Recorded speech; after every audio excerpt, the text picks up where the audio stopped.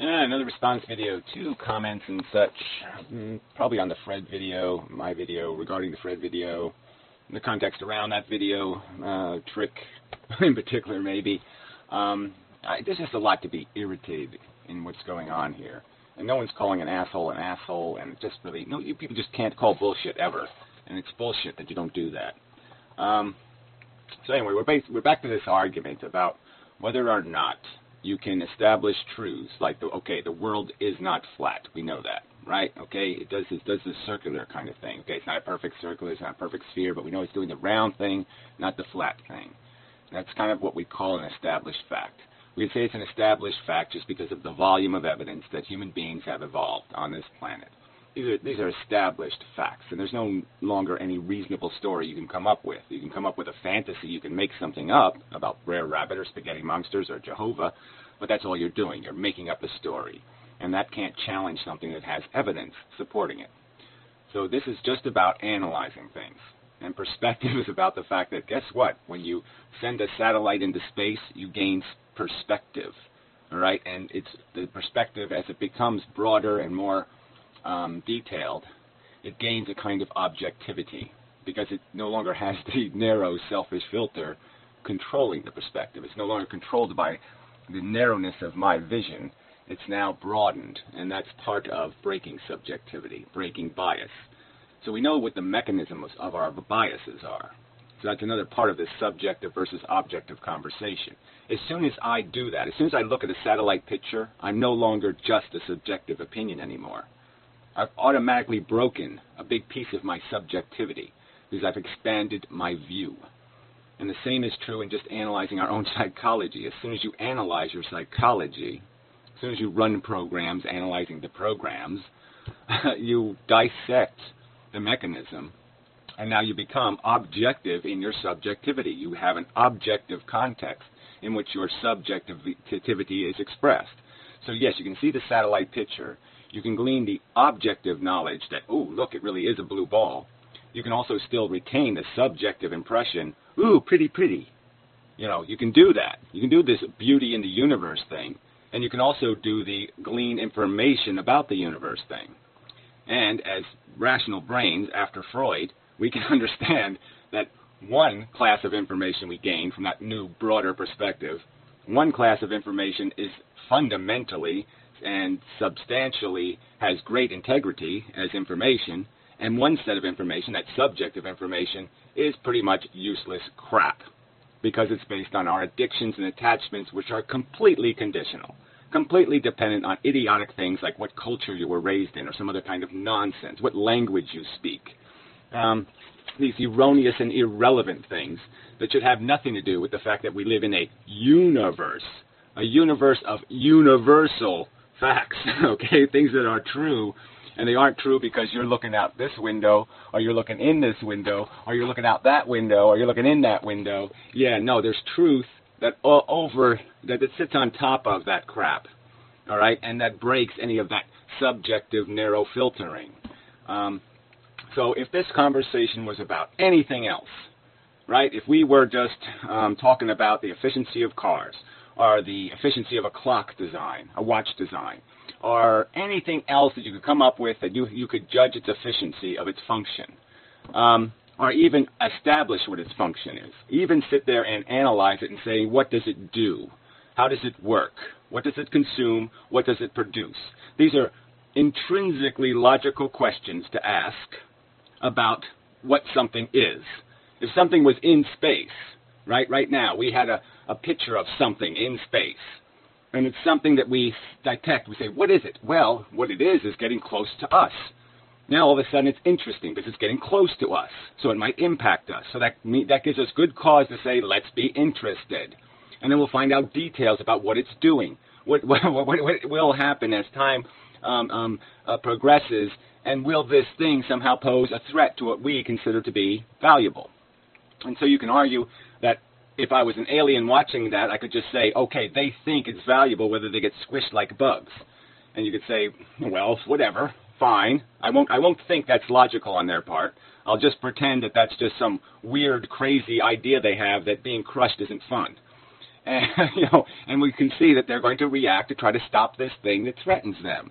And we can just see that mechanic. That's the game they're playing. And all we're doing here is saying, look, let's analyze a car. Okay, we know what it does, right? It moves. It transports itself and the contents you put in it from here to there. And it does it with a certain efficiency based on how much of this fuel thing it consumes, and how much wear and friction and how much maintenance it costs to maintain the thing in functional state, to keep the engine running smoothly and all of these things. This is the efficiency of the machine. And you can make diagnoses about, well, if you just change this, or you poke that, or you tweak that, all of a sudden you'll use less of that fuel thing. And so let's look at the game we're playing. Again, let's put life on another planet somewhere, where we can observe it without your pretty subjective crap getting in the way. We have an objective perspective now. We have volumes of information about where we came from, our origin, the function of our design, the implications of what happens to us in pencils go in our eye.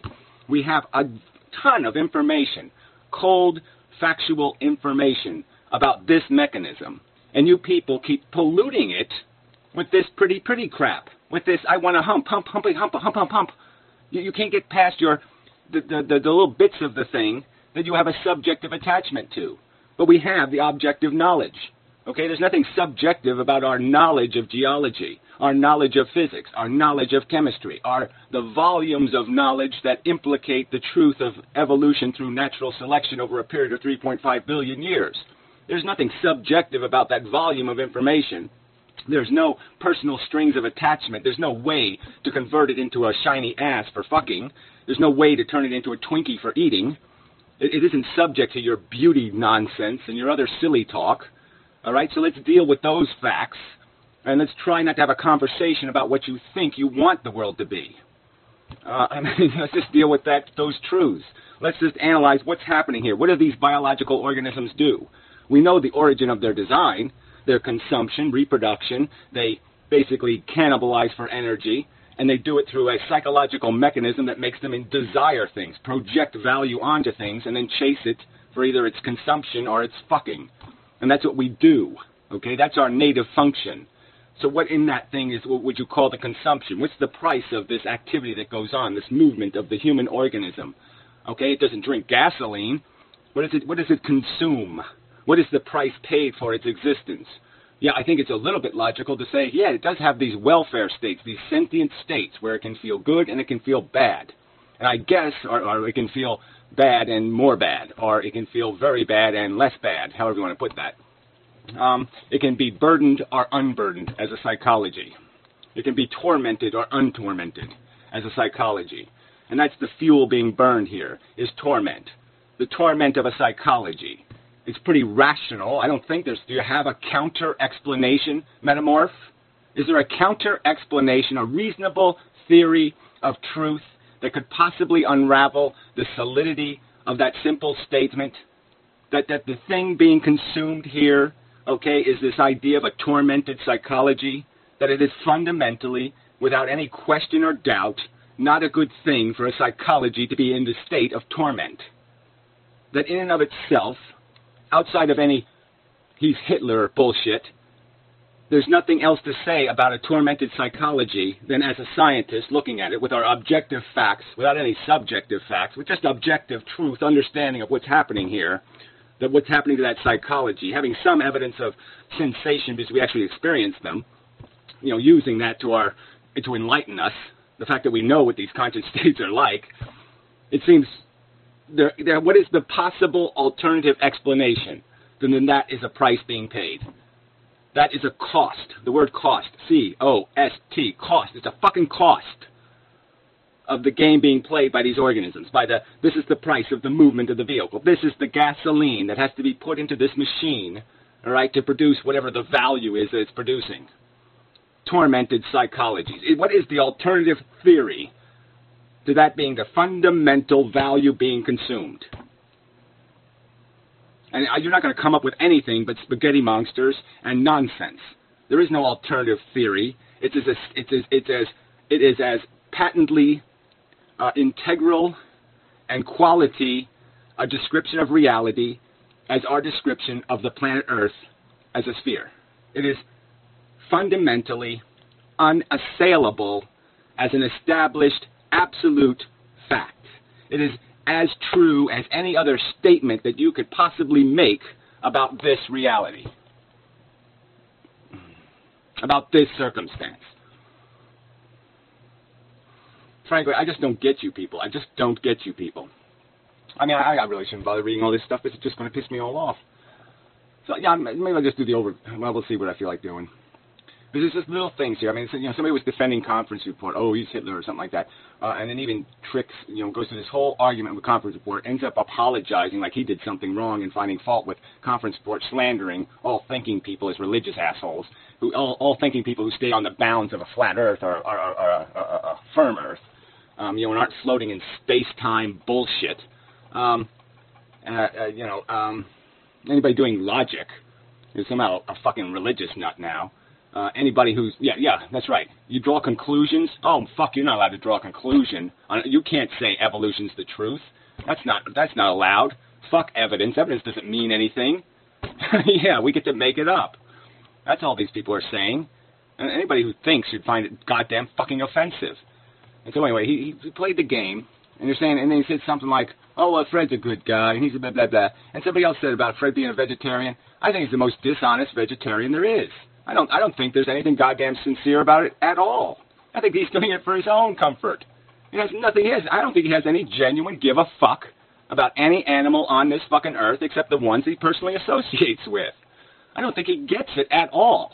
Okay, because he doesn't give a fuck. It's clear he doesn't give a fuck what's happening to them in nature. That's quite obvious.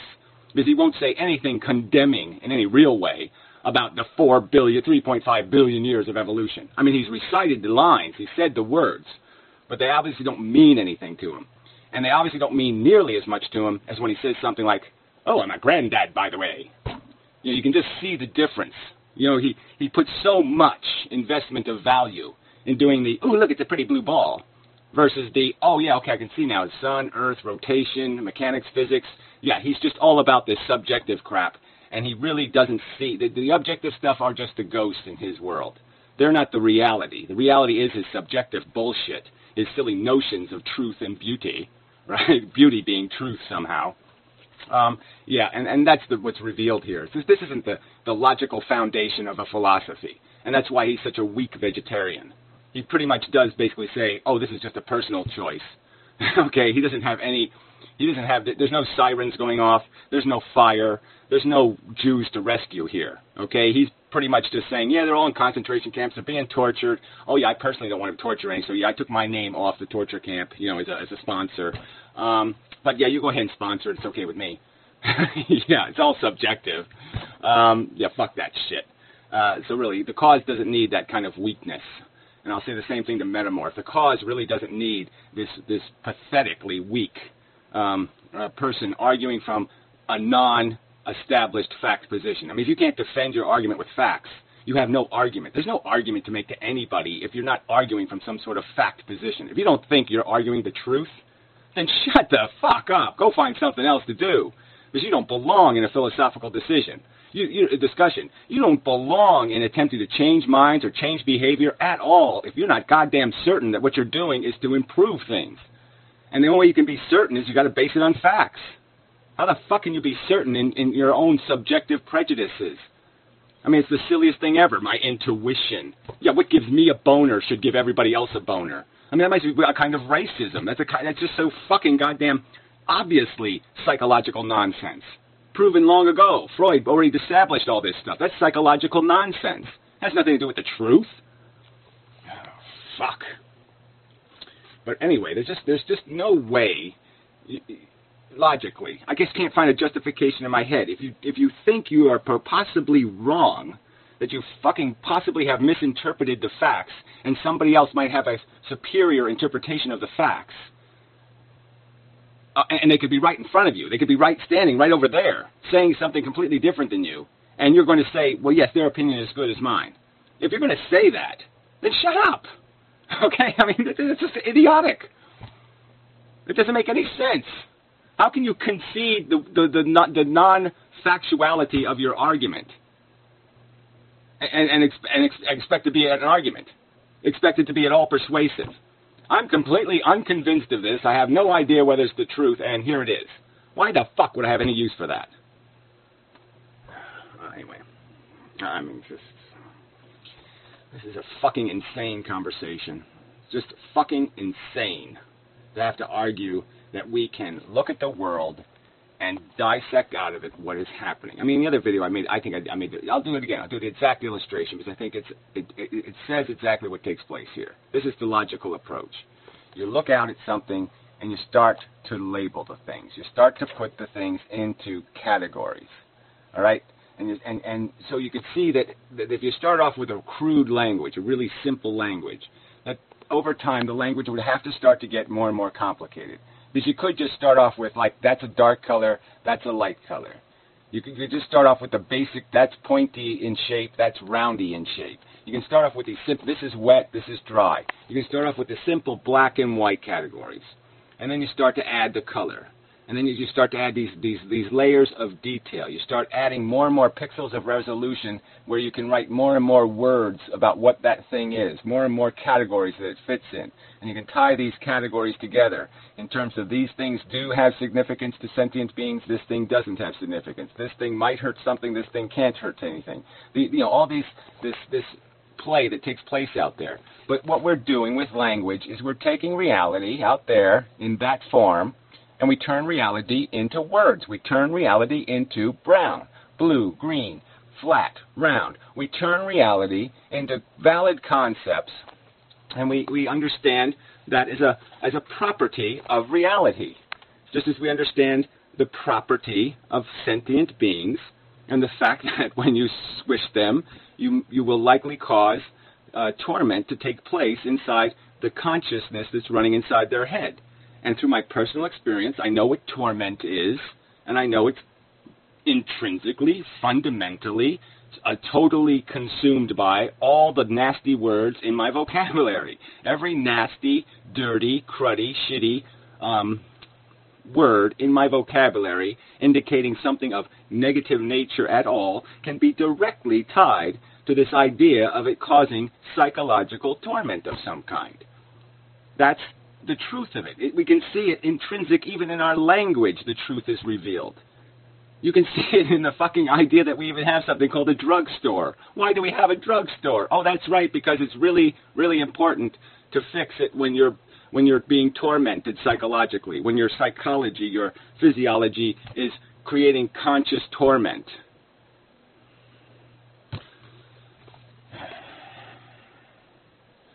I am. All right, so I'll just finish off with Tranquil.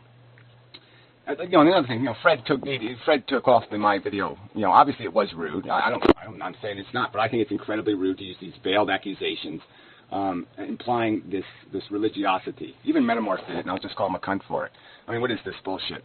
I tend to agree with Fred's take here in citing biological and/or societal correlates still fails to bridge the is-ought gap. I'm not even sure what that is. I think I understand Trick's position. I find this approach to be both cumbersome and more to the point, whatever that means, quite unnecessary. Quite unnecessary. Anyway, still feels like a nod to authority with a capital A to me. So it's a nod to authority. So again, he's just saying this is just some kind of desire to create a hierarchy and we're the boss and you're the peons or some kind of bullshit like that. Because you establish something as a fact. Oh my God. Anyway, if anyone's interested in posting Fred's vid on my blog, he's posting his video on his blog. He hasn't written anything on the blog of substance. All right, well, that isn't the first Metamorph. I gotta go find the first Metamorph comment. If that's the one. Is this one too be serious? Did some ranting on? I agree that objective-subjective is a false dichotomy. I don't even understand how you could say that's a false dichotomy. Objective facts, okay, have the strings of legitimate science tied to them. Okay, objective perspective, like I said, when you go fly to the moon and you look at the Earth, okay, there's nothing tainted about that perception. It's just now this great wide view. You're no longer stuck in the atmosphere, in the clouds. You now got this wider view. You can see the sun. You can see the Earth. You can understand proportions a lot better. It's totally enlightening in a pure way in terms of the information you're getting bombarded with. And the subjective, again, I'll argue, the subjective part is just like, what are you going to do with this information? Are you going to see context? Are you going to watch the function of the space and understand the placement of the stars and all that stuff? Or are you just going to go, pretty, pretty blue ball, pretty, pretty, I wish it was a marble that I could flick it? Are you just going to play with your silly psychology and turn it into candy? Okay, so that's your choice. That's a choice your brain can make when it's achieved objectivity, is that it can choose to ignore all the information value you've now gleaned by having objectivity, and you can just fucking allow your subjectivity to still own you. Still let your brain be polluted by the ape, let it be controlled in its focus by the ape, and not let the logical understanding of the importance of truth and knowledge, the importance of, well, glean as much information as you can, because you're never going to get this view again. You know, you've got 3 days on the moon. Get the most you can out of this experience. No, ignore that program and just do the, I wonder if there's anything I can fuck here. Jackasses. But I mean, really, there's a huge difference between objective and subjective. Huge, gigantic difference. One is created by a DNA molecule polluting your judgment, and one is created by logic, reason, dissection, deliberate analyzing of its function. Shit. It's logically impossible to prove absolutes. Well, there we go again. Well, I guess you could prove them with absolute proof. Okay, yeah, it's really hard to establish absolute proof. It's hard to get all the information possible. But guess what? For a lot of conclusions, you don't need all the information possible. If you want to play chess, there's only a certain number of pieces, a certain number of moves, okay? And in theory, it's a completely understandable game. Likewise for a car's function. You don't need to know how thick the paint is. You don't need to know the exact metallic structure of every piece of metal on the car to understand the mechanics of the car, what it's attempting to accomplish, and analyze absolutely, to an absolute certainty, efficiency. We can understand these efficiencies. We can understand the round wheel, okay, that having a flat side on the wheel, well, that would be disruptive to its function. And we can absolutely clean the function. Jeez. Still, lots of normative statements which are claimed as absolute. Again, you know, I know quite absolutely that mental torment is not a good thing. The golden rule is one of the most prevalent of these, of course. Well, if this is, you're going to turn this discussion of objective morality into golden rule mush. Golden rule mush is clearly a social contract. Okay, it has absolutely nothing to do with reality. Obviously, you don't treat Hitler like yourself. So obviously, the golden rule breaks down as soon as you say you're not going to analyze somebody else's behavior or understand the context of their history or the context of their context. But even if it were the, well, anyway, when it's parroted, do unto others, it's often given the subjective twist that you will treat others the way you would want them to treat you in their situation. Well, like I said, that's like baby drivel in this conversation of an absolute truth about what the right thing to do is. You know what I'm saying? I mean, it's just a proper. There's nothing wrong with the golden rule as social contract, right? I wouldn't do unto somebody else without. I don't want them to do unto me. So yeah, I won't conclude that they're a complete useless sack of shit and kill them. So they don't conclude that I'm a useless sack of shit and kill me. And so yeah, we make an agreement so we both can survive each other's opinion. All right. So, but that's, like I said, that's just social contract. There is an absolute truth. If he's a motherfucking, serial rapist, pedophile murderer, there's goddamn good reason that I take the fucker out. Yeah. Anyway, by the way, I think situation moral relativism is valid. By the way, I think situational moral realism is valid as long as the participants are aware of what they're doing. Well, I don't even know what that means. I also suspect that said situational moral realism is what at least some of the YouTube moral realists here on YouTube are actually getting at. Situational how? What's an example of this situational crap? Anyway, not sure though, as the objective-subjective conversation usually bores the hell out of me. Yeah, right.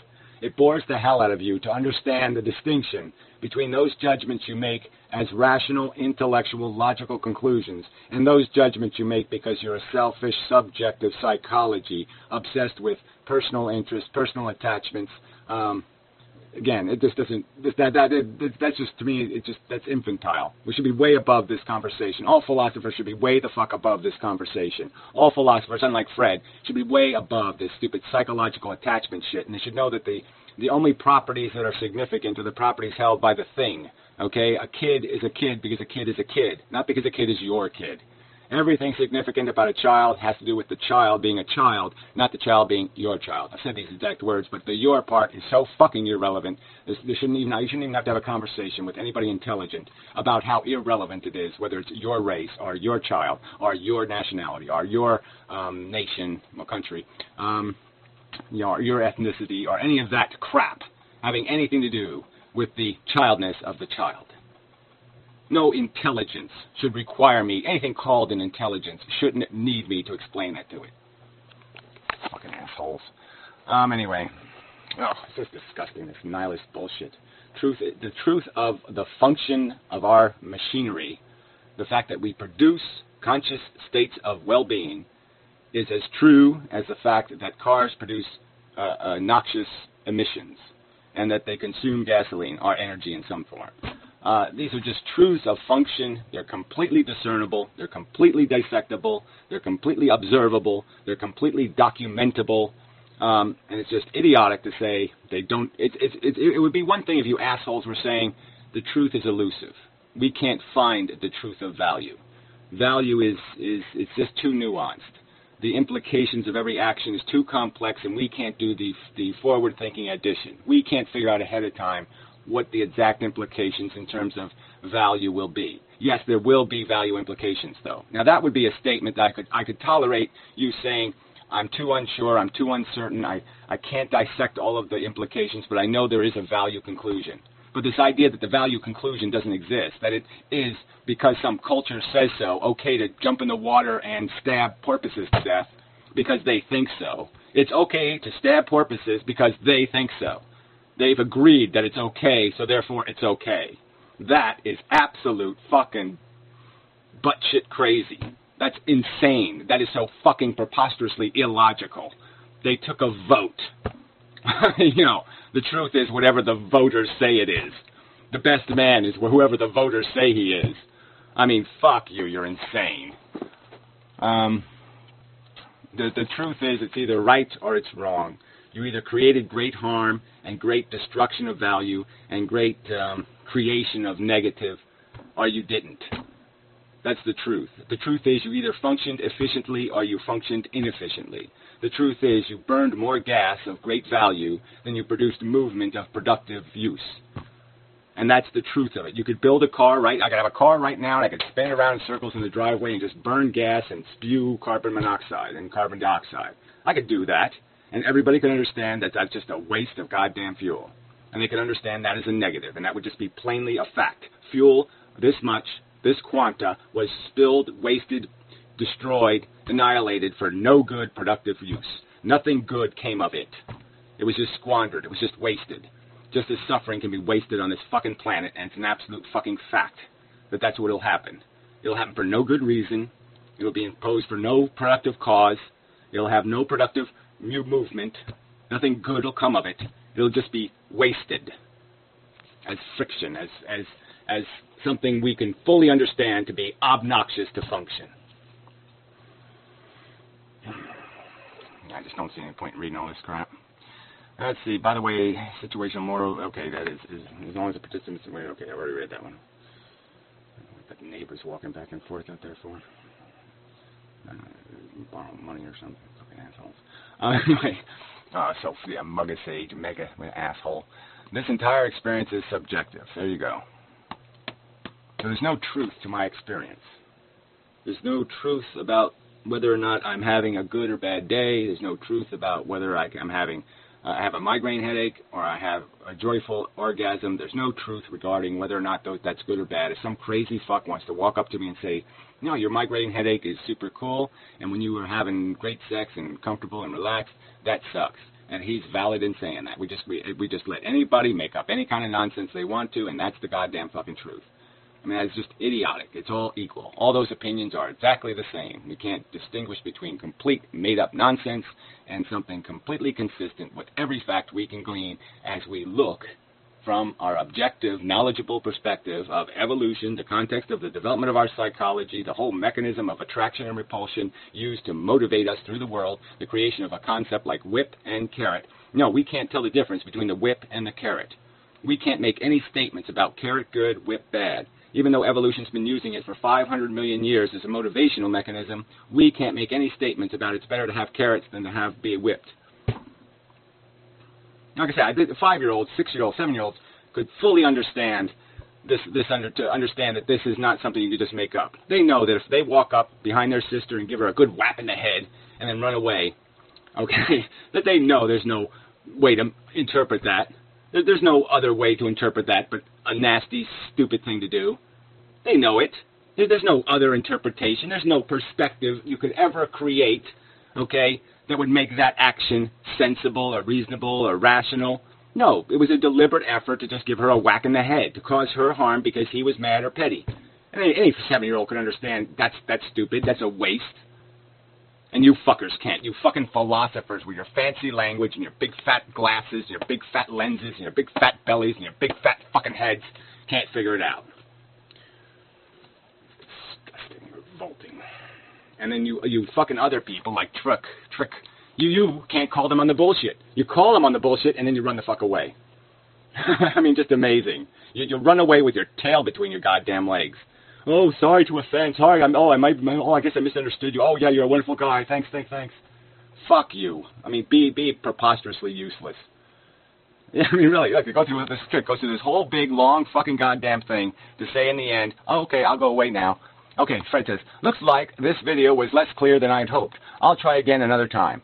And Trick says, nah, it's probably just me. I'm just being an asshole. I'm just a fucktard. I apparently don't realize that I am a religious asshole, and it was perfectly appropriate for you to call me a religious asshole and compare the work I've done in my life to figure out the truth with the non-work and the non-effort every religious fuck has ever done. Religious fucks don't even read their Bible. They don't even analyze the concept of God and try to figure out how it makes any sense at all, how it answers the creation problem. They can't understand evolution, but somehow they can understand a God that poofed out of nowhere.